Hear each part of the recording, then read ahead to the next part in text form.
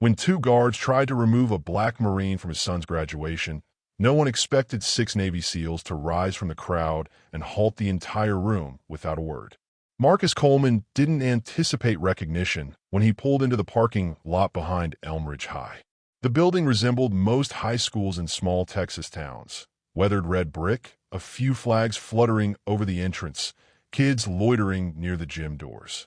It was crowded, parents in dress shirts, siblings holding signs, a grandmother leaning on a walker. He parked his Dodge Charger near the chain-link fence and stepped out, smoothing his deep blue Marine uniform. His boots gleamed, not for show, but because he didn't do things halfway. His upright posture stood out, his face calm, but carrying the stillness of someone who'd seen life from too many angles. He'd driven 8 hours from Temple to attend his son's high school graduation. He could have flown, but the Charger was his wife's favorite, and even after her passing 2 years ago, he felt closer to her on the road. Marcus opened the car door and pulled a small, worn photograph from the glove compartment, its corners slightly torn. It showed his wife holding Jalen as a baby. He slipped it into his jacket's inner pocket. "I promised you," he said softly, "I wouldn't miss it." His walk to the entrance was slow, intentional, every step heavy with meaning. His chest held a feeling he couldn't name, somewhere between pride and ache. Inside, the gym was packed. Metal chairs filled the floor, bleachers overflowed, and the air smelled of popcorn and floor wax. It was noisy, chaotic, alive. Marcus showed his printed ticket to a volunteer with a clipboard and headset. The man squinted, nodded, and pointed to the third row on the left. "You're good to go. Family seating up front." "Appreciate it," Marcus said, his voice steady. He made his way to the row, catching glimpses of families. Some glanced at him, did a double take at the uniform, then looked away. One woman smiled, then whispered to the man beside her. Marcus didn't react. He'd been black, tall, and in uniform long enough to know what some looks meant.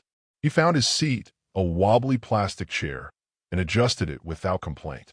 The stage ahead had banners, Class of 2024 in silver letters. School board members stood near the podium, checking notes. Marcus glanced at the students lined up at the gym's far end. Jalen was somewhere in the middle, tall, lanky, with his mother's eyes. 18 years had passed in a flash. Marcus remembered holding him the night he was born, still in uniform, dirt under his nails from Okinawa, with only 4 days leave. Now here they were. He sat still, barely blinking, soaking in the moment. Behind him, people filed in, chairs scraped, programs rustled. Someone laughed too loudly. A man dropped his coffee and muttered. None of it touched Marcus. His world narrowed to the stage, the young faces, and the photos' weight against his chest. The music started, pomp and circumstance, and the crowd rose. Some students looked nervous, others beamed.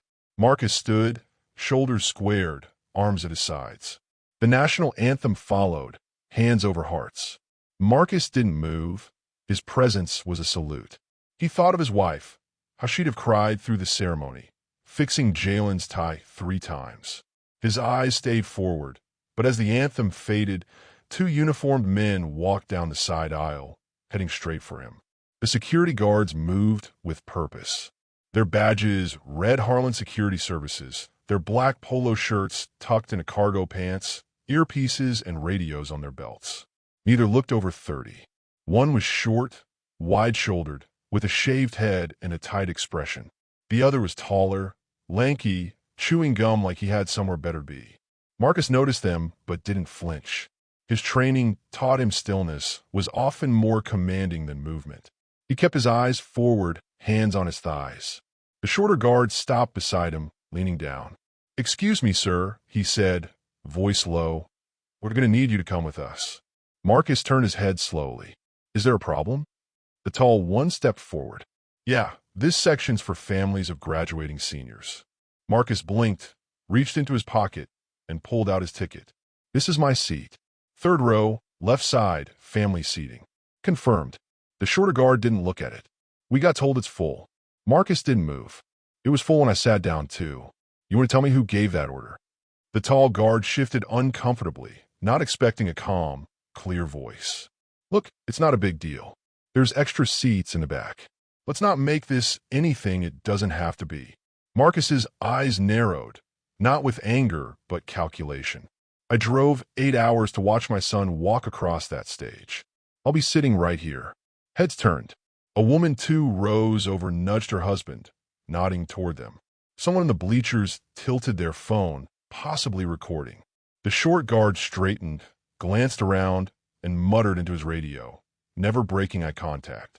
Marcus stayed seated, staring forward like the conversation was over, because for him was.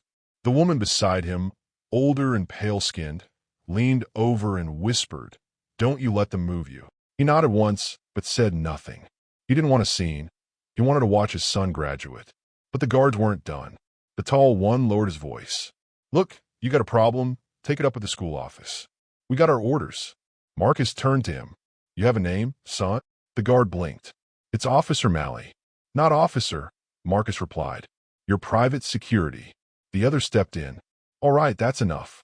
If you don't stand up." He didn't finish because the gym door clicked open and 6 men walked in.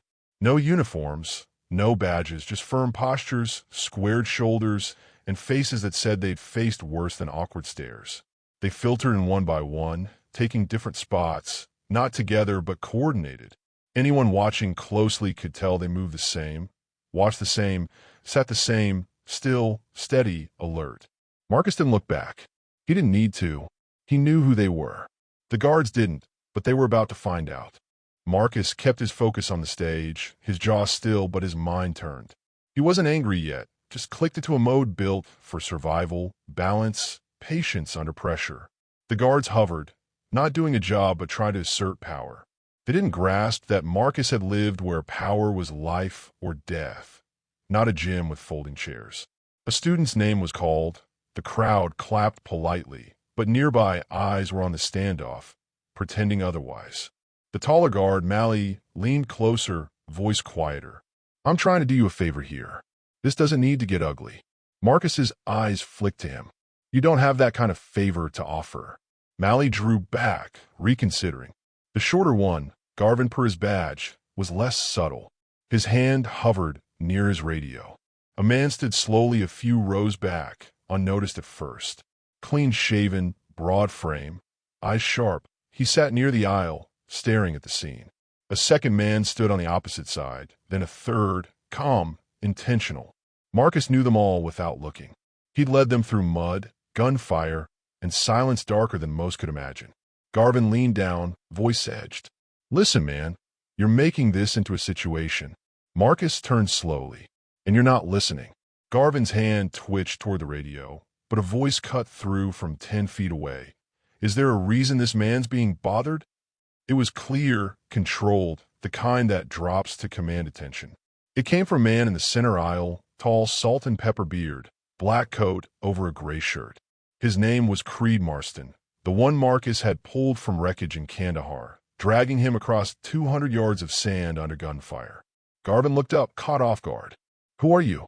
Creed stepped forward. "I asked you a question." Malley raised a hand. "Sir, we've got this under control."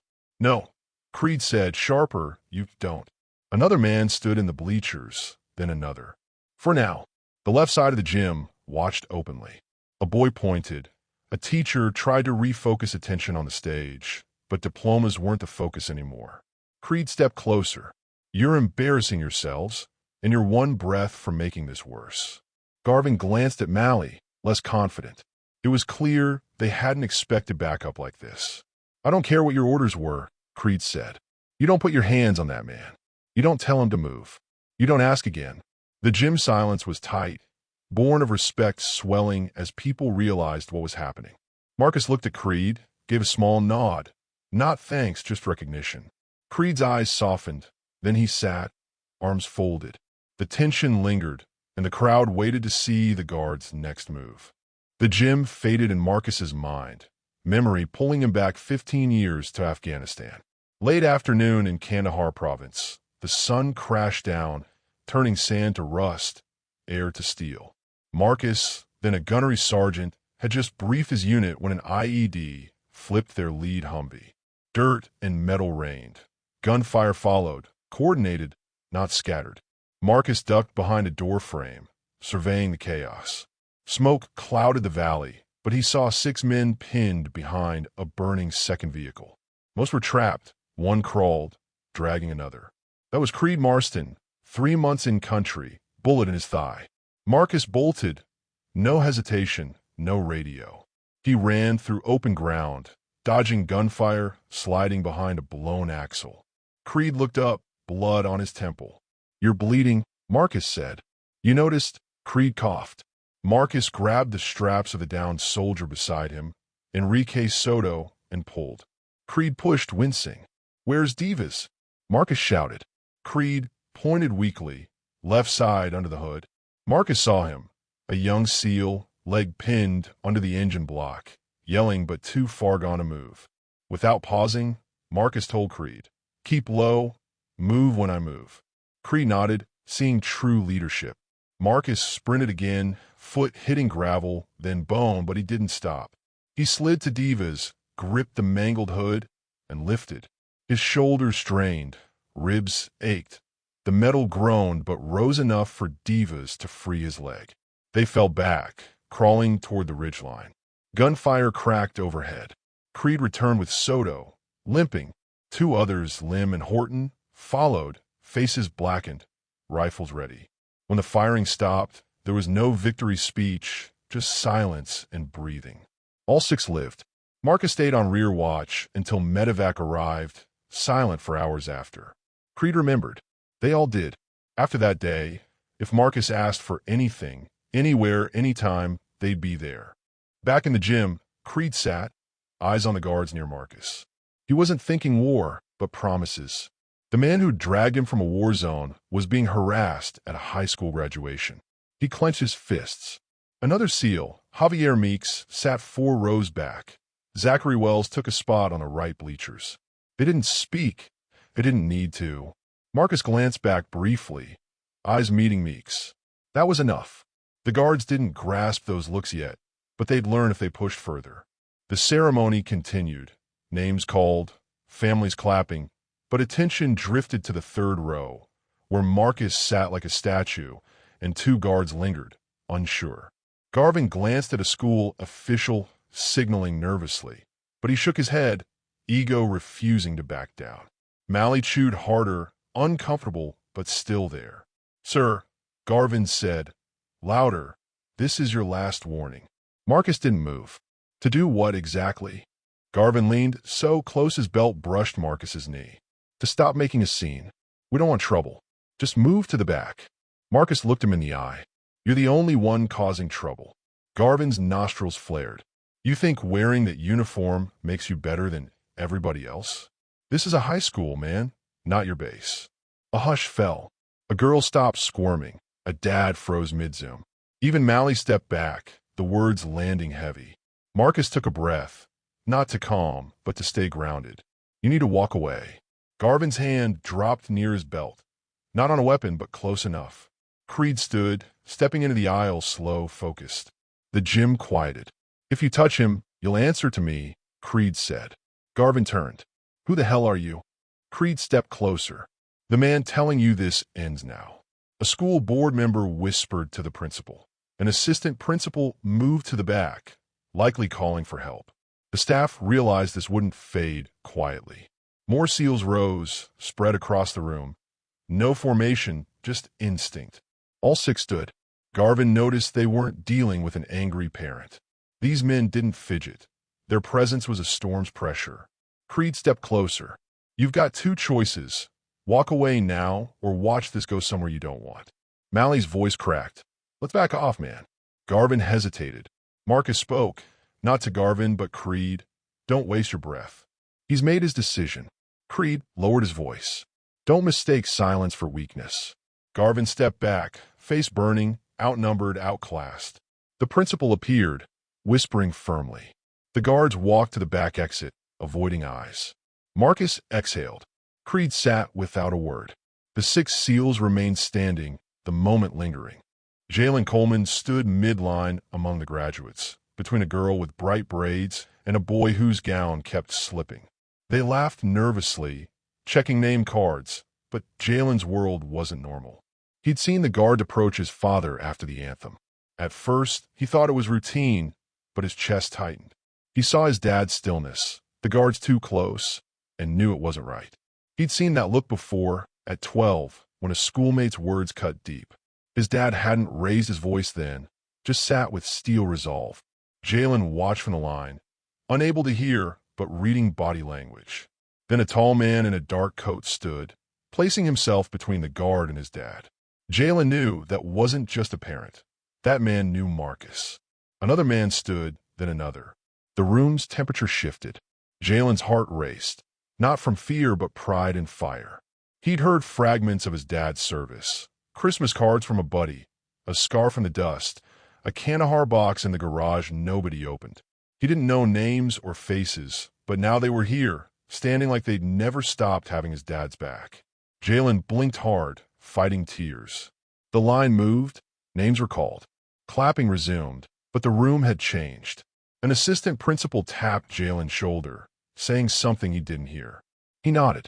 The student beside him whispered, "That your dad?" Jalen didn't answer.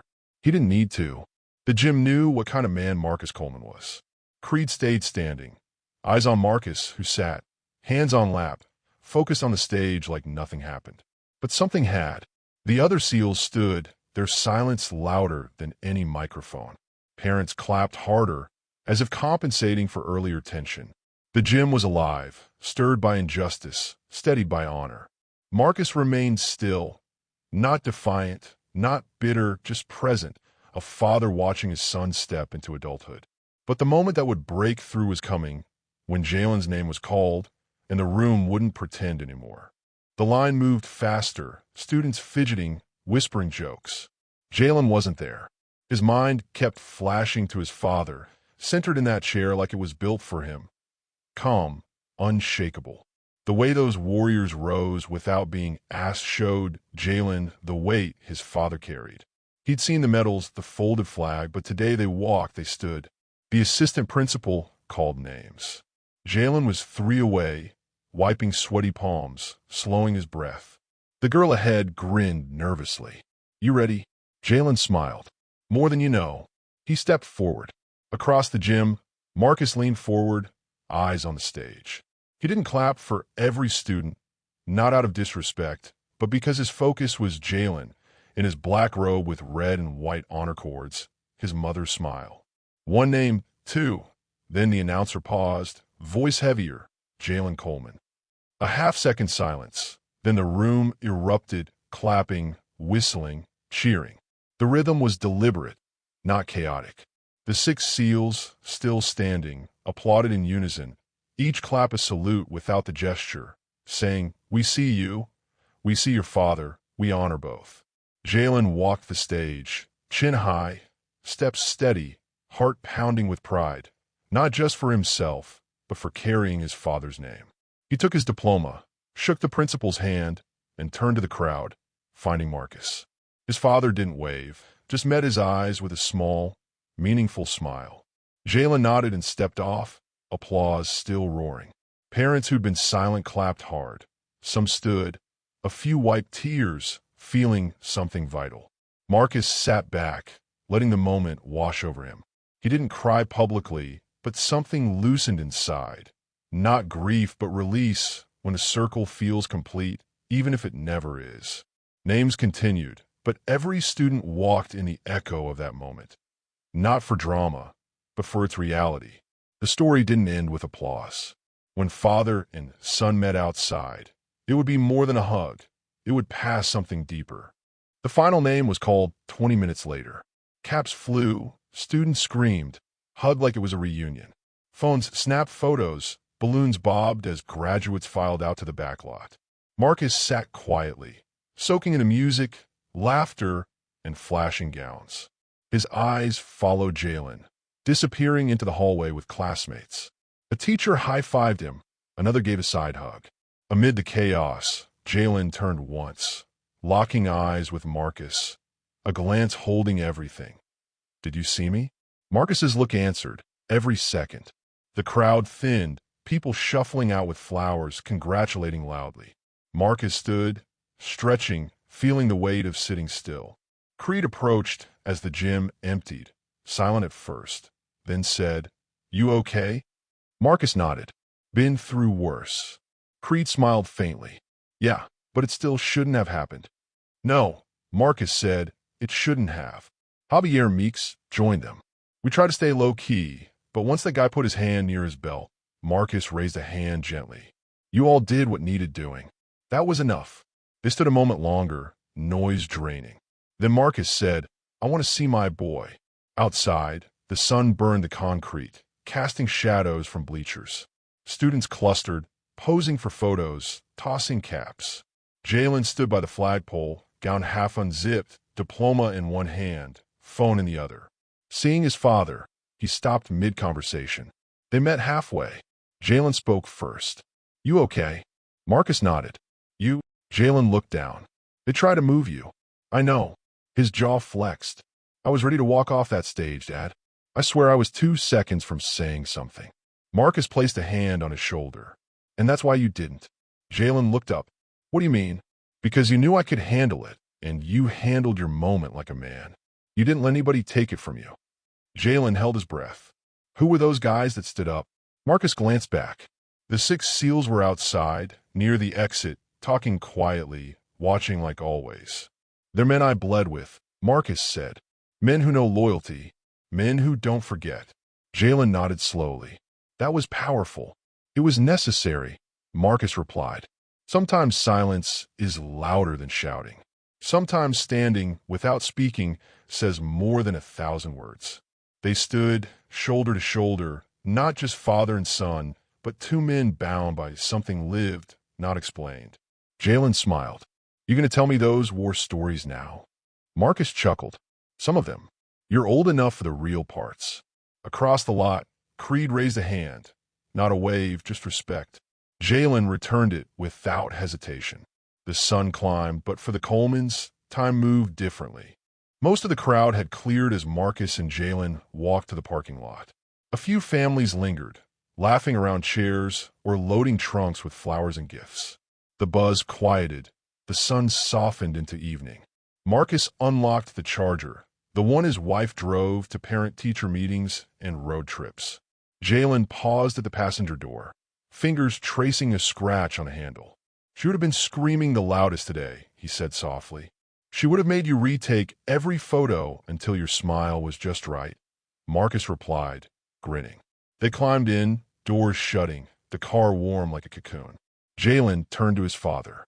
"I gotta ask, why didn't you say anything to those guards?" "You just sat there." Marcus tapped the steering wheel, then faced him. "Because I don't have to stand up for who I am, and I don't need to raise my voice to be heard." Jalen looked out the window, chewing on that. "You know how many times I've had to choose between letting something slide or blowing it up?" Marcus continued. "What those men tried today wasn't new. But how we respond, that defines us." "But they disrespected you," Jalen said, "in front of everybody." "Yes," Marcus said, and everyone saw it. But they also saw the truth.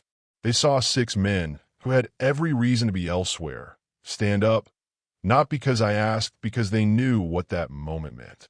Jalen sat with that. "Son," Marcus said, "life will give you 100 chances to react with anger. Sometimes anger's justified, but most times silence cuts deeper. Dignity sticks longer. That's what people remember." He pulled the folded photo from his jacket, Jalen as a baby, his late wife cradling him. "I carried this through Kandahar, through losing your mom, and here today. Not for strength, but to remind me what's worth protecting." Jalen's voice dropped. "You always knew who had your back." Marcus smiled. "I didn't need to know. I had faith. Real men don't vanish when things get uncomfortable. They show up and stand." Jalen paused, then said, "I want to be like that." "Like you." "You already are," Marcus said.